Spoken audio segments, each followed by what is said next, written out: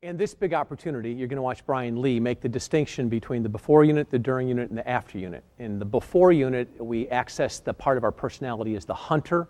In the during unit, we access the part of us that's the skinner. It takes what the hunter gets and takes care of it, skins it. And then in the after unit, it's the farmer. It's nurturing the crop, building relationship. So we have these three aspects. We have the hunter, the skinner, and the farmer. And Brian wants to access a stronger part of his hunter. So we talk about a specific strategy on how to become a hunter so he can go out and double his income. I think you'll enjoy this. So welcome to the big opportunity. I'm with Brian Lee, and Brian's from the Bay Area and real estate agent for the last 6 years and ready to take it up another notch. Most money you ever made was $100,000? That's correct. Yeah. Yes. So we've pressed through that six-figure area. And what did your dad do? I'm just curious. Oh, you know, he did a bunch of different jobs, and his last job was a analyst for soils for almond growers. Oh, how fascinating. Yeah, pretty different. What kind of money did he make? You know, I don't think he ever made $100,000. What do you think he made? What do you think his best year ever was? Maybe 60 or 70, something 60 like or that. 70? That's what I'd guess. Okay, so let's say 65,000 was Dad's best year. All right, good.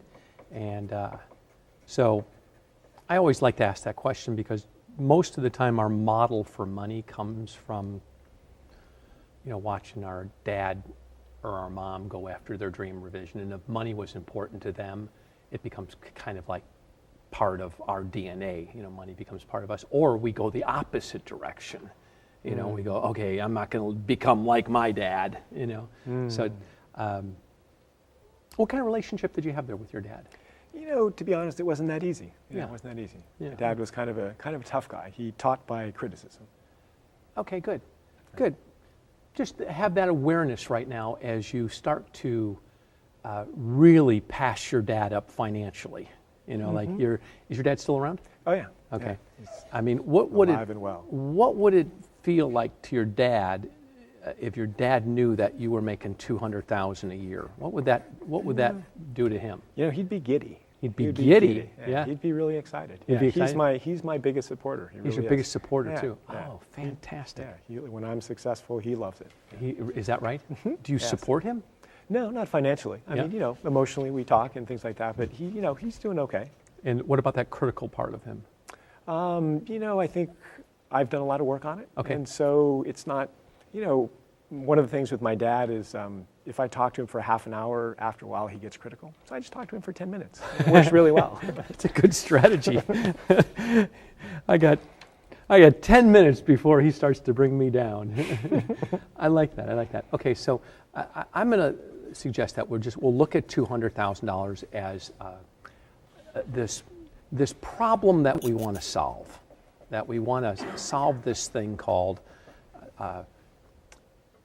There's an opportunity right now with your wife, her work shifting right now, and her looking for you to take it up another notch. You, at 50 years old right now, saying, okay, it's now time for me to play a little bit bigger. I'm going to step out of my dad's shadow right now, and I'm going to bust through and make an amount of money that would be absurd to him. You know, like he would look at me and go, holy mackerel, he'd be giddy with that, you know, knowing that you do that. So that's a really neat thing. Now, in order to do that, we need to do 24 transactions to help 24 people. Okay. And so we have our before unit, we have our during unit, and we have our after unit. All right, and so how many people are in your after unit right now? About 125. 125. Yeah. Okay. And I'm gradually growing that. I'm adding like 2 or 3 or 4 a week to that. Okay. Okay. So. You know, a lot of people, and that's part I was saying, like part of me is trying to come forward more. It's like people I know that I haven't asked to be in my after unit, people that are more acquaintances. And, you know, those are some of the calls that I, you know, intend to make. It's like, you know, have conversations about real estate with them and, you know, add them to my, to my mailings. And then, and last year you did 6 transactions. That's correct. Okay, and how many of those 6 people came as a result of the 125 relationships? 4 of them did. Okay, 4 of them. And where did the other 2 come from? The other 2 came from before. And what did you do in the before unit? The before unit, there's open houses. Open houses, okay. And that is something that you enjoy doing? I do, yeah. Okay, good, okay. And so go from 6 to 24. What's that feel like? 6 to 24. It sounds outrageous. Yeah. Yeah, it really does. Yeah. And now if we're going to go from, it's February now, and so, and here's, December. How many do we have done right now? I have none closed. I have one in escrow, and I have a listing starting next Tuesday. Okay. And I have several other things. I have a listing probably coming up in about a month, and I have probably about 20 people I'm working with, buyers, some potential sellers, but probably about of those buyers, maybe 4 of them are, seriously looking, that I'm looking at properties every week with them, and, have written some offers. They haven't been accepted. Okay. So that's good. kind of where I am. Okay, good. So let's say that 24 would be outstanding. What would be great? Well, great would be 18. 18. And Okay, what good would number. be satisfactory? Satisfactory would be 10. 10. And what would be acceptable? 9. 9. Okay, good. All right.